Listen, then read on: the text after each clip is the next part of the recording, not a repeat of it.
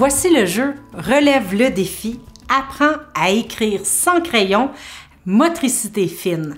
En fait, c'est un jeu pour apprendre à écrire à un enfant qui n'a jamais tenu un crayon de sa vie. La particularité de ce jeu-là, c'est que l'enfant va apprendre à tracer toutes sortes de lettres en développant toute la musculature de son corps pour que ça puisse se faire facilement et il va faire ça simplement en jouant. Alors, dans ce jeu-là, par exemple, l'enfant va apprendre à écrire en marchant sur des lettres tracées au sol, en faisant des biscuits en forme de lettres avec ses amis, en traçant les lettres avec son corps, ou son corps est celui de son ami, puis même en imitant Michel-Ange et en traçant à la peinture des lettres sous une table. Alors, la clé de ce jeu-là, c'est la variété d'activités toutes plus intéressantes les unes que les autres pour amener tout doucement l'enfant à être en mesure de tracer les lettres et de faire le geste de l'écriture le plus efficacement possible. Ce jeu porte de très nombreux bénéfices que vous allez pouvoir retrouver dans le petit dépliant.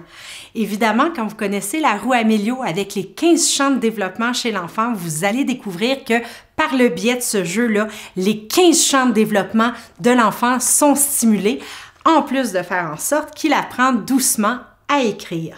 Alors, dans ce jeu-là, l'enfant va vraiment travailler sa dextérité motrice fine, va apprendre à bouger, articuler le poignet, les épaules, les coudes de manière à pouvoir faire des mouvements très fluides.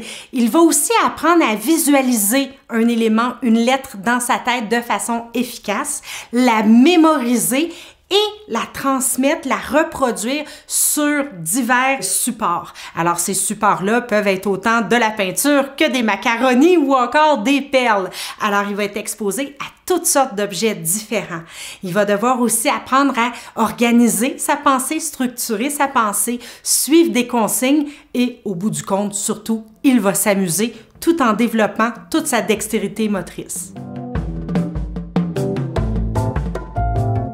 Dans ce jeu, vous allez découvrir 40 cartes défis. Ce sont tous des défis qui sont différents les uns des autres et que les enfants vont pouvoir expérimenter et s'amuser à relever. Il y en a vraiment pour tous les goûts. Il y a des défis qui sont plus pointus, qui font appel à bien de la minutie et d'autres défis qui utilisent tout le corps et qui sont beaucoup plus en mouvement. Mais qu'est-ce qu'il va faire exactement l'enfant avec ces cartes défis-là? Mais dans un premier temps, quand il est très jeune, il va débuter par le traçage des formes simples. Donc, ce sont les cartes dont le contour est en vert qui sont les premières formes que l'enfant doit apprendre à mémoriser et à tracer. Ça se fait de façon toute naturelle. Alors, l'enfant va choisir une forme, choisir un défi et il va pouvoir jouer. Ensuite, il y a des formes plus avancées, vous en retrouver 6, dont le contour est orange. Et quand il va réussir à faire ça de façon efficace, mais il va pouvoir s'en aller vers les lettres minuscules. Alors, il y a toutes les lettres de l'alphabet. Alors, l'enfant va pouvoir piger une lettre qui lui a déjà été présentée et effectuer le défi avec cette lettre-là, tout simplement.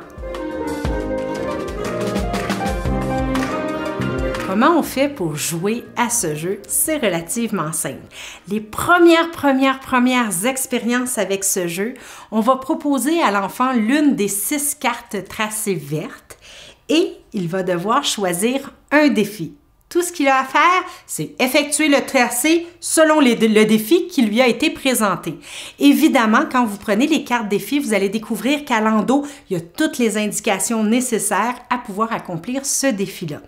Quand l'enfant va devenir très bon pour réussir à tracer les cartes dont le contour est vert, on va pouvoir passer à la vitesse supérieure avec des défis qui sont des tracés qui sont un petit peu plus complexes. Alors encore une fois, l'enfant va pouvoir sélectionner le tracé, puis ensuite, avec un défi différent, va pouvoir le reproduire.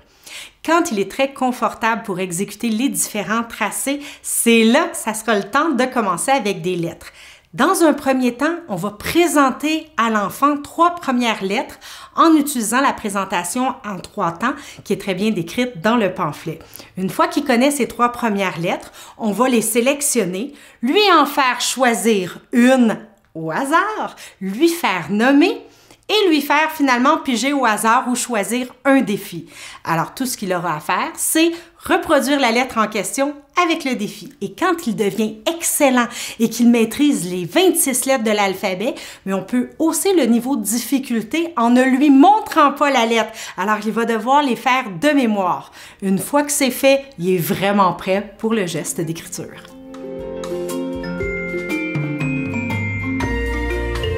La beauté de ce jeu-là, c'est qu'une fois qu'un enfant a maîtrisé les 26 lettres de l'alphabet, puis qu'il est même capable d'accomplir les défis avec les lettres qu'il sait de mémoire, c'est pas terminé. Vous pouvez ensuite vous procurer le jeu Chiffres et Nombres pour reproduire avec les mêmes défis des nombres. Et ensuite, vous pouvez utiliser les jeux des syllabes simples, intermédiaires, complexes ou les mots photos de manière à ce que l'enfant, avec les défis, puisse reproduire toutes sortes de syllabes ou même des mots entiers. Alors, il va cheminer comme ça dans l'apprentissage de l'écriture tout en s'amusant.